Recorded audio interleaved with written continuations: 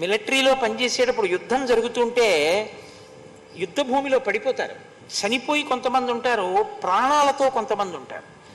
చనిపోయిన వాళ్ళ గురించి పట్టించుకోవాలా, కొంచెం ప్రాణంతో ఉన్న వాళ్ళ గురించి పట్టించుకోవాలా అంటే బతికున్నవాడి గురించి ఎక్కువ పట్టించుకోవాలి. ఎందుకంటే ప్రిజనర్ ఆఫ్ వార్ అని ఈయన కానీ దొరికాడు అనుకోండి, ఆ శత్రుదేశం వాళ్ళు తీసుకెళ్లి వైద్యం చేయించి ఆ రహస్యాలు రాబట్టడానికి చిత్తక్షోభ పెట్టేస్తారు. ఇంకా అందుకని గబగబా ముందు కొస ప్రాణంతో ఉన్న ఆయన్ని తీసుకొచ్చేసే ప్రయత్నం చేస్తారు.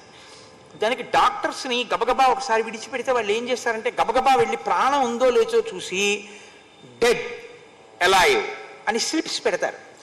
పెడితే గబగబా వెనకాలన్న వాళ్ళు వెళ్ళి చచ్చిపోయాడు అంటే కొంచెం ఆ శవాన్ని గబాలను విసిరేస్తారు వ్యాన్లోకి. అలైవ్ కొంచెం బతికున్నాడు అంటే గబగబా ఓ స్ట్రెచ్చర్లో పెట్టి ఓ వ్యాన్ ఎక్కిస్తారు. అంటే బతికున్నాడు కదా, మరి అలా విసిరిస్తే ఎలాగా, తీసుకురావాలి హాస్పిటల్. కానీ డాక్టర్స్ స్లిప్ పెడుతూ ఎవరిదో ఒక ఆయన హార్ట్ బీట్ సరిగ్గా అందలేదో ఆయన కంగారులో చూసి చనిపోయాడు అనుకున్నాడు, డెడ్ అని స్లిప్ పెట్టాడు. ఆయన ఇంకా కొద్దిగా బతికున్నాడు. వీళ్ళు తీసుకొచ్చి రెండు చేతులు పట్టుకుని వ్యాన్లో విసిరైపోతుంటే ఆయన అన్నాడు, ఐఆమ్ అలైవ్ అన్నాడు. నేను బతికున్నాను అన్నాడు. వీళ్ళు అన్నారు, shut up, it is certified you are dead.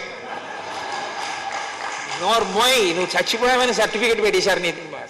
అది ఎలా ఉంటుంది, వినడానికి బాగుంటుందేమో, తన డ్యూటీ తను కరెక్ట్గా చేసేసినట్టు ఉంటుందేమో, కానీ అలా చేయడం ఎంతవరకు సమంజసం? కాబట్టి హనుమ మాట్లాడడం అంటే అంత సునిశ్చిత ప్రజ్ఞతో ఉంటుంది. కాబట్టి ఆయన అంటారు, నువ్వు స్వయం ప్రభాబిలంలోకి వెళ్ళి చిక్కుపడిపోయానన్నా నాకు అనవసరం, నెల రాలేదు నేను చంపాడు సుగ్రీవుడు. కారణం తెలుసుకుంటాడు, తెలుసుకుని క్షమిస్తాడా? ప్రభు అటువంటి వాడిని ఎందుకు అనుకుంటున్నావు నువ్వు? ప్రభువు యొక్క జ్ఞానము సంకుచితం అనుకుంటున్నావు? కాదు, ఆయన విశాల హృదయుడు, ఆయన పరిపాలన సమర్థత కలిగిన వాడు. ప్రభువు యందు ఈ భక్తి ఉన్నవాడెవడో వాడే కార్యం చేయగలడు. అసలు ప్రభుభక్తి లేనివాడు ఏమీ చేయలేడు. కాబట్టి ధర్మరాజ పితృవ్యస్తే ప్రీతికామో దృఢవ్రత శుచి సత్యప్రతిజ్ఞశ్చ సత్వాం జాతు ననాశయేత్. ఆయన ధర్మం తెలుసున్నవాడు, నీకు తండ్రి, ప్రీతి కలిగినటువంటి వాడు, దృఢమైనటువంటి వ్రతం ఉన్నవాడు, చాలా మనస్సు నిర్మలమైనటువంటి స్థితిలో ఉన్నటువంటి వాడు, సత్యమైన ప్రతిజ్ఞ ఉన్నటువంటి వాడు. అటువంటి వాడు నిన్ను ఎందుకు చంపుతాడు? ఎందుకు అసలు సుగ్రీవుడు చంపుతాడని ఆలోచన చేస్తున్నావు? ఆ ఆలోచన విడిచిపెట్టేసి ప్రియ కామశ్చతే మాతు తదర్థం చాస్య జీవితం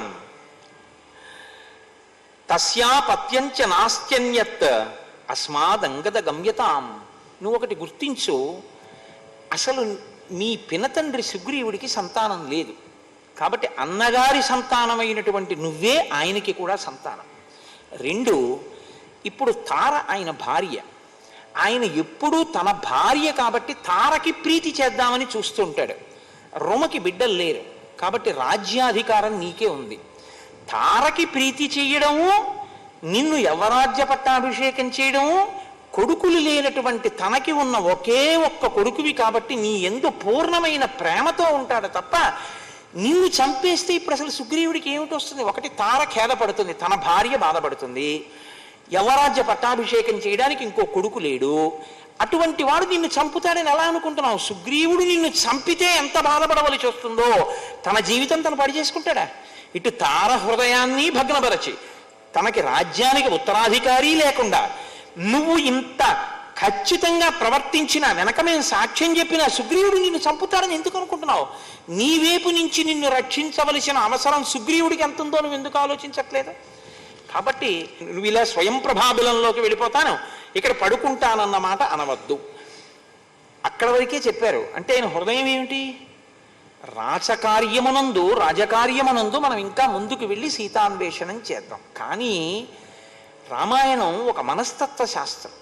ఒక్కొక్కరు ఎలా ఉంటారంటే చిన్న విషయం వచ్చిందనుకోండి, ఇంకసలు ఆ పొంగు మీరు పట్టుకోలేరు. ఇంకసలు ఎన్ని మాటలు అంటారంటే మీతోటి మీకు విసుగొచ్చేస్తుంది. అయ్య బాబోయ్, నా ప్రారంధం ఇదేమిట్రా, ఇలా తినేస్తున్నాను నన్ను అని. ఏదో ఎవరి దగ్గరికో పెడతారు. మీరు ఆ పెళ్ళి నిశ్చయం అయిపోయింది అనుకోండి, ఆయన మీరేదో పెళ్లి మాటలకు వెళ్ళారు, పెళ్లి నిశ్చయం అయిపోయిన వాళ్ళ అమ్మాయి, నేను బాగా మాట్లాడానే ఆ విషయంలో, నేను బాగా మాట్లాడానే. అవును, మీరు బాగా మాట్లాడారు. అక్కడ నేను అలా మాట్లాడడం మంచిది ఏం చూసారా, బాగా మాట్లాడాను కదా. అవును, బాగా మాట్లాడారు. ఇది ఎన్ని మాటలు? ఇక 3 రోజులైనా 4 రోజులైనా వచ్చే వారం ముహూర్తాలు ఎట్టుకుందాం, మీరు వెళ్ళిపోకుండా ఉండండి అన్నారు. 3 రోజులు అయ్యాక మీ పరిస్థితి ఏమవుతుందో తెలుసా? అయ్యి బాబోయ్, నేను ఎందుకు వచ్చాను ఇక్కడికి, నా ప్రారంధం అనిపించేస్తుంది. ఇక అస్తమానం ఇంకా నేను బాగా మాట్లాడానే ఇదే అన్న తర్వాత వాళ్ళు, మీరు ఆ మాట అనకుండా ఉండవలసిందండి, అదొక్కటే మా వాళ్ళకు కొంచెం బాధ కలిగింది, కానీ నేను నచ్చ చెప్పానులేండి అన్నారు అనుకోండి. 4వ రోజున వచ్చి, నేను ఎందుకన్నానంటావు అని మిగిలిన 3 రోజులు తినేస్తాను. 2 ఎక్స్ట్రీమ్సే. మీరు దేన్ని పట్టుకోలేరు వాళ్ళతోటి, చాలా ఇబ్బంది. మీరు విసుక్కున్నారనుకోండి, adding fuel to the fire అంటారు చూసారా, అలా ఉంటుంది. చూసా, నిన్ను నమ్ముకుని ఇంత తీసుకొచ్చానా, నీకు నేను కష్టం అయిపోయాను, నీకు బరువు అయిపోయానని మొదలెడతాడు. మీరు అనడానికి ఉండదు, వినలేరు. స్నానం చేసినా అదే, పూజ చేసుకుంటున్నా అదే, అన్నం తింటున్నా అదే, పడుకున్నా అదే, ఏం చేస్తున్నా అదే చెప్తాడు. ఇంకా వదలడు ఏ విషయాన్ని కూడా. అక్కడతో సరే, దీన్ని ఇలా పరిష్కరిద్దాం అని ఆలోచించి వదలడం. అది హైపర్ సెన్సిటివ్ అంటారు. ఏమో ఇవాళ నేను ఎందుకో ఇంగ్లీష్ మాటలు వస్తున్నాయి. చాలా కొంతమంది మనస్తత్వం చాలా బలహీనంగా ఉంటుంది. అది చిన్ని విషయానికి విపరీతమైన పొంగు, చిన్న విషయానికి విపరీతమైన కుంగు. ఆ కుంగులో అగాధాలు చూస్తుంది, ఆ పొంగులో అంతరిక్షాన్ని చూస్తుంది. రెండిటినీ భరించడం కష్టంగానే ఉంటుంది. కాబట్టి ఇప్పుడు ఆయనకి కుంగులో ఉన్నాడు కాబట్టి ఆయన పాతాళాన్నే చూస్తాడు. కాబట్టి ఆయన ఎలా మాట్లాడతాడో చూడండి. హనుమ ఇంత ఆశాజనకంగా మాట్లాడితే ఆయన ఎంత నిరాశాజనకంగా మాట్లాడతాడో చూడండి. 2 men look through the same bars, one at the stars and one at the mud అని. 2 వ్యక్తులు కిటికీలోంచి చూస్తే, ఒకడు ఆకాశంలో నక్షత్రాలను చూస్తాడు, ఒకడు కిందున్న బురద చూస్తాడు. ఎవడి దృష్టికోణం వాడిది. ఒకడు ఊర్ధ్వముఖ చలనం, ఒకడు అధోముఖ పతనం. ఎవడు రక్షిస్తాడు, ఎవడికి వాడు రక్షకుడు.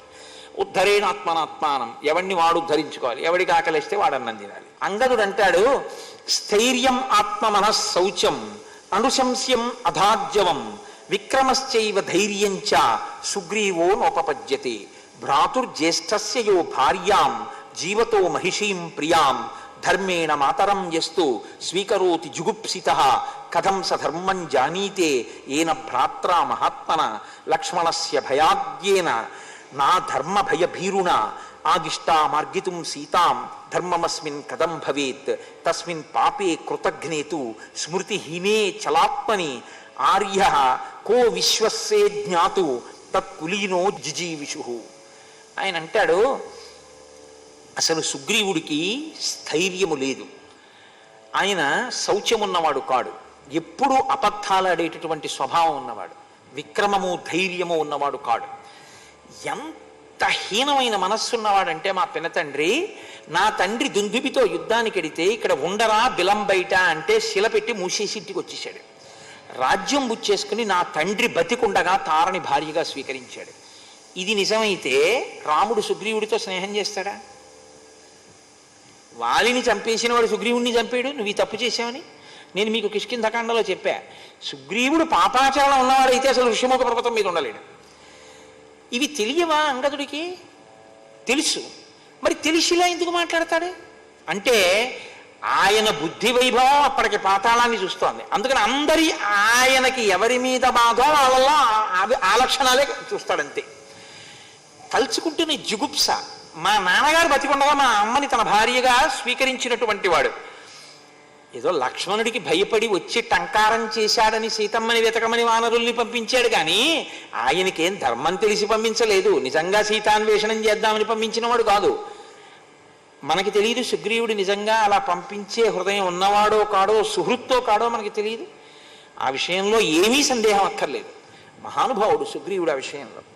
కాబట్టి అటువంటి కృతజ్ఞుడు పాపి, స్మృతిహీనుడు, చంచలమైన మనస్సున్నవాడు, విశ్వాసఘాతకుడు, అటువంటి వాణ్ణి ఆర్యులు నమ్మరు పెద్దలు.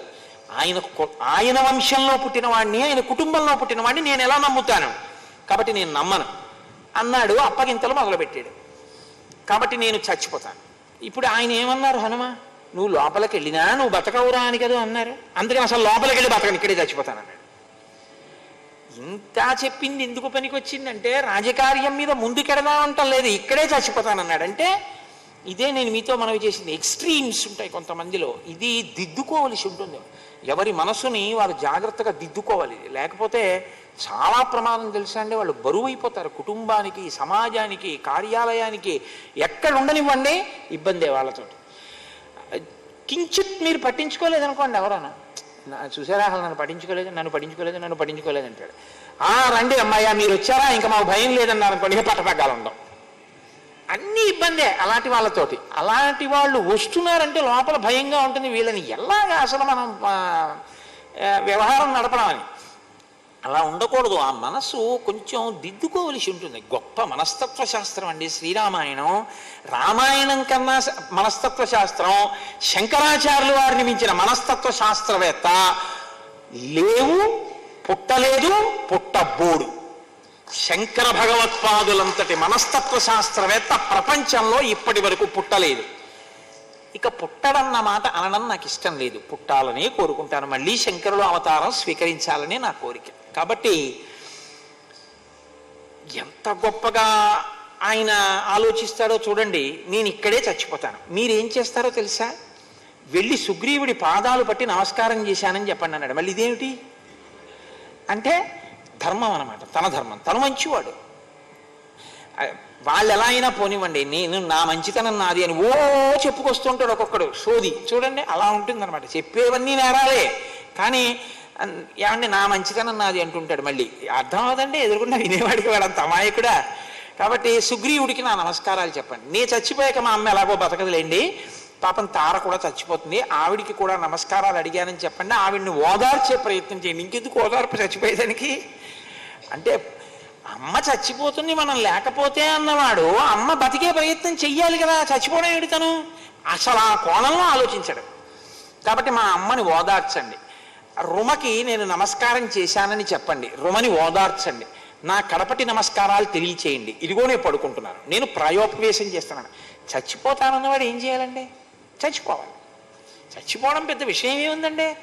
లోపలికి వెళ్ళిన ఊపిరి పైకి రాకపోతే చచ్చిపోయినట్టు, పైకి వెళ్ళిన ఊపిరి లోపలికి వెళ్ళకపోతే చచ్చిపోయినట్టు. చావు లోపలికి వెళ్ళే ఊపిరికి పైకి వచ్చే ఊపిరికి మధ్యలో ఉంది కాదా? అంతేగా చావు అంటే. లోపలికి వెళ్ళి పైకి రాలేదనుకోండి చచ్చిపోయాడు, పైకి వెళ్ళి లోపలికి వెళ్ళలేదనుకోండి చచ్చిపోయాడు. దీనికి పెద్ద అల్లరి ఏమిటి? మళ్ళీ దానికి ఒక పెద్ద ప్రకటన, ఏదో ఆమరణ నిరాహార దీక్ష అని బలవంతంగా అంబులెన్స్ పట్టుకెళ్ళలేకపోతారేమిట్లే అని పడుకున్నట్టు దానికి ఒక పెద్ద హడావిడి, ఇవన్నీ ఎందుకు? కాబట్టి ఇప్పుడు ఏమన్నాడంటే నిజంగా చచ్చిపోదామని లేదు, చచ్చిపోతానన్నంత పిరికితనం పుట్టింది. ఇది మనస్థితిలో ఉన్న ప్రమాదం. ఇప్పుడు ఈయన ఏడుపు మొదలెట్టాడు, నన్ను ఎలాగో చంపేస్తాడు, ఇక్కడే చచ్చిపోతాను, సుగ్రీవుడికి నమస్కారం చెప్పండి, తార ఏడుస్తుంది, తార చచ్చిపోతుంది, తారకి నమస్కారం చెప్పండి.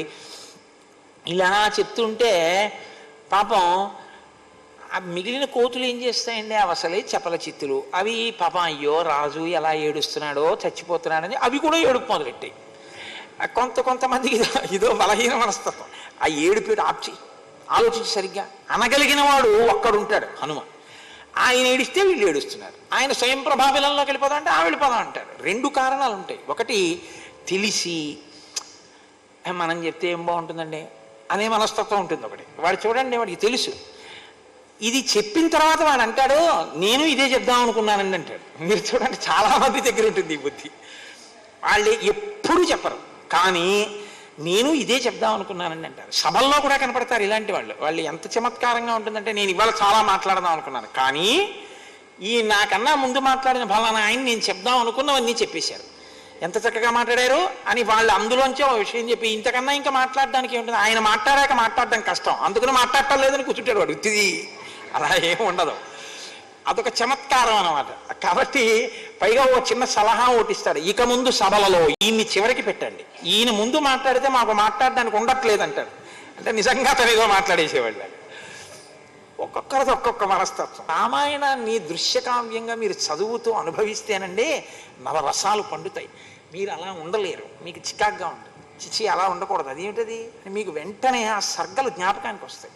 ఇలా ఉండకూడదు, అలా మాట్లాడకూడదు, మనం చక్కగా ఉండాలి, ధీరోద్ధతులమై ప్రవర్తించాలి తప్ప ఇలా లేకి మాటలు ఉండకూడదు అన్న స్థితి కలుగుతుంది మీకు. మిమ్మల్ని మీరు పరిశీలించుకోగలిగిన ప్రజ్ఞ శ్రీరామాయణ పఠనము, శ్రీరామాయణ శ్రవణము, వీటి రెండిటి వల్ల కలుగుతుంది. బలమైన మనసే సమాజానికి ఉపకారం చేయగలదు. అసలు మనసుకి బలం లేకపోతే శరీరమునకు బలమున్నా ఉపకారం చెయ్యలేడు. కాబట్టి దక్షిణాగ్రేషు దర్భేషు ఉదక్తీరం సమాశ్రితాహ, ఆ సముద్రపు రొడ్డున దక్షిణానికి కొసలు ఉండేటట్టుగా, మళ్ళీ శాస్త్రం ఖచ్చితంగా పాటిస్తాడు. తూర్పు ముఖంగా కూర్చుని ఆచమనం చేసి దక్షిణాగ్రంగా కొసలు ఉండేటట్టుగా దర్భాలు వేసుకుని ప్రాయోపవేశం చేశాడు. ప్రాయోపవేశం అంటే తను చచ్చిపోడు, తనంత తాను శరీరం చచ్చిపోతే చూస్తాడు, దానికి ఏం పెట్టడం, దానికి నీళ్లు పోయాడు. అది ఆకలే అడుగుతుంది కదండి. శరీరానికి దానికి ఒక భాష ఉంటుంది. శివమహాపురాణంలో చెప్తారు, ప్రాణాపాన వ్యానబుదాన సమాన నాగకూర్మ కృకర ధనంజయ దేవదత్తముల ద్వారా మాట్లాడతాడు ఈశ్వరుడు లోపల నుంచి. నువ్వు బడలిపోయావు, పడుకో. దేవదత్తం అన్న వాయువు ద్వారా ఆవలింతలతో మాట్లాడతాడు, పడుకో పడుకో పెట్టి, అలిసిపోయింది శరీరం, ఇంద్రియాలు అలిసిపోయాయి, ఆకలిస్తోంది, దానికి అన్నం పెట్టని చెప్తాడు. కృకరవాయు రూపంలో మంట పుట్టిస్తాడు గర్భకోశంలో. ఇలా ఆకలేసింది పెట్టడం, నీళ్ళు అడిగింది పెట్టడం, నీరస పడిపోయింది ఊరుకుంటాడు, కళ్ళు తిరిగే ఊరుకుంటాడు, పడ్డానికి ఉంది కింద పడి ఉన్నాడుగా పడుకుంటాడు. ఆఖరికి ఏమవుతుంది, ప్రాణం పోతుంది. ప్రాణం పోతుంటే ఊరుకుంటాడు. అందుకని ప్రాణం పోయే వరకు పడుకుంటాడు తప్ప ఇప్పుడే చచ్చిపోడు. ఎందుకు ఆ వ్యవధి అంటే లోపల చిన్న ఆశ, ఈ లోపల ఏమైనా జరిగి ఒకవేళ బతికేస్తామేమో అని. అంటే తను పరిష్కారం సాధించుకోలేక, తనకి ఉండడం ఇష్టం లేక, సావడం ఇష్టం లేక, చచ్చిపోదామన్నంత అగాధంలోకి ఆలోచన వెళ్ళిపోతే చేసేటటువంటి పిరికి చర్య ఆమరణ నిరాహార దీక్షలు. నేనేమి సందేహపట్టలేదు. ఎందుకు ఈ మాట అనగలుగుతున్నానో తెలుసా అండి? ఒకే ధైర్యంతో చెప్తాను, నేను సనాతన ధర్మాన్ని నమ్ముకున్నవాణ్ణి. సనాతన ధర్మంలో ఆ హక్కు లేదు. ప్రకృతి వికారమైన ఈ శరీరం ఉండాలనుకున్నంత కాలం దీన్ని పోషించడం వినా దీన్ని పడగొట్టే అధికారం మనకి లేదు. దాన్ని అలా పడగొట్టకూడదు. ఆత్మహత్య నేరం అయినప్పుడు ఆమరణ నిరాహార దీక్ష ఆత్మహత్య ప్రయత్నం. కాబట్టే కదా ఆమరణ నిరాహార దీక్ష చేసిన వాళ్ళ మీద ఆత్మహత్యా నేరం కింద కేసులు రిజిస్టర్ చేయట్లా. కాబట్టి దాన్ని చట్ట వ్యతిరేకం అన్న దాని గురించి నేను కూడా తప్పేదంటే శాస్త్రరీత్యా చట్టరీత్యా కూడా తప్పైన దాన్ని నేను కూడా తప్పని చెప్తున్నాను. కాబట్టి అది అనడానికి నేనేం భయపడక్కర్లేదు. కాబట్టి ఇప్పుడు చెయ్యకూడని పని చెయ్యడానికి అంగదుడు సిద్ధపడి ఉన్నాడు. ఆయన పడుకున్నారు. ఆయన పడుకుంటే వీళ్ళందరూ కూడా పడుకున్నారు. బాగుంటుంది ఏంటండి. అయితే ఏమంటే మీ ప్రాణం పోయాక ఏదో కాల్ చేసి వెళ్ళిపోతానులేండి అంటారేమిటి? అలా అంటే బాగుండదు కదా. యువరాజు గారు పడుకున్నాక అందరూ పడుకోవాలి. వీళ్ళన్నారు, వీళ్ళకి మనసులో ఇదే, ఒరే వీడు చచ్చిపోతానంటున్నాడు, ఇప్పుడు మనం వెళ్ళిపోతామంటే బాగుండదు, పడుకోకపోతే బాగుండదు. చూసారా, ఒకరు ఆమరణ నిరాహార దీక్ష చేస్తుంటే పక్కన 4-5 ఇదే నిరాహార దీక్షలు చేస్తుంటారు. అలాగనమాట. వీళ్ళు ఏమైనా అవుతుందేమో చూద్దాం, ఈ లోపల ఏమైనా అయితే అవుతుంది, ఈశ్వర కృప, కాబట్టి మనం ఏం చేస్తాం, కాబట్టి మనము పడుకుందాం, వాళ్ళు పడుకున్నారు. ఇవన్నీ రామాయణ కాలం నుంచే ఉన్నాయన్నమాట. కాబట్టి పడుకున్నారు. పడుకుంటే ఇప్పుడు పడుకున్న తర్వాత ఏం మాట్లాడుకోవాలి? నిజంగా చావు కోరుకున్నాం అనుకోండి, ఏం అదృష్టం రా ఇలా చచ్చిపోతున్నాం అని ఇక మాట్లాడకండి రే అని అలాగే పడుకోవాలి. కానీ వాళ్ళు అయ్యయ్యో మనం చచ్చిపోవలసి వస్తుంది అని మాట్లాడుకుంటున్నారు. అంటే వాళ్ళకి నిజంగా చచ్చిపోదామని ఉందండి?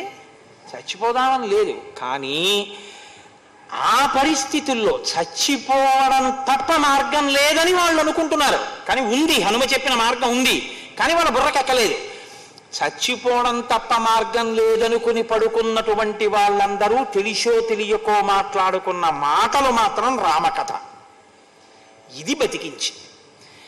రామకథకున్న గొప్పతనం ఏమిటంటే, అంత కష్టంలో ఉన్నప్పుడు తెలిసో తెలియకో రామకథ మాట్లాడుకున్నా, రామకథ విన్నా, రామకథ చెప్పినా అది మీ కష్టాన్ని తీర్చేస్తుంది అంతే.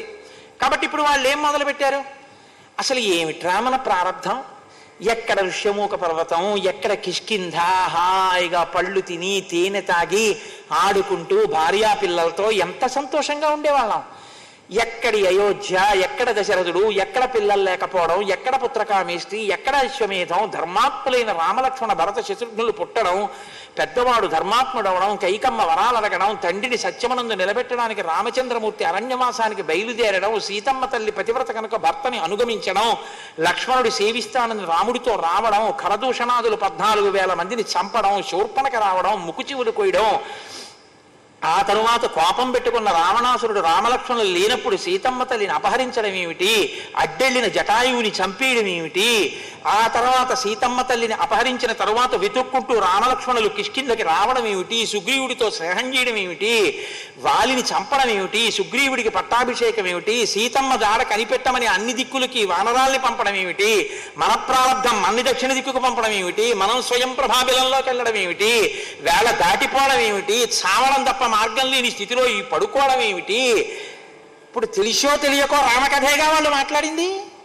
కాబట్టి ఇదే రామకథనే వాళ్ళు మాట్లాడుకుంటున్నారు. రామస్య వనవాసంచ క్షయం దశరథస్య చ జనస్థాన వధం చైవ జటాయుష హరణం చైవ వైదేహ్య వాలినశ్చ వధం రణే రామకోపంచ వదతాం హరీణాం భయమాగతం అని వాళ్ళు రామకథనంతటినీ మాట్లాడుకుని పడుకుంటున్నారు. తెలిసో తెలియకో రామకథ మాట్లాడుకున్నవాడు చచ్చిపోవడానికి వీల్లేదు. చచ్చిపోయేంత కష్టంలోంచి వాడు బయటకు వచ్చేస్తాడంతే. రామకథ బలమేమిటో చూపిస్తున్నారు మహర్షి. సర్వం శ్రీ ఉమామహేశ్వర పరబ్రహ్మార్పణమస్తు. స్వస్తి.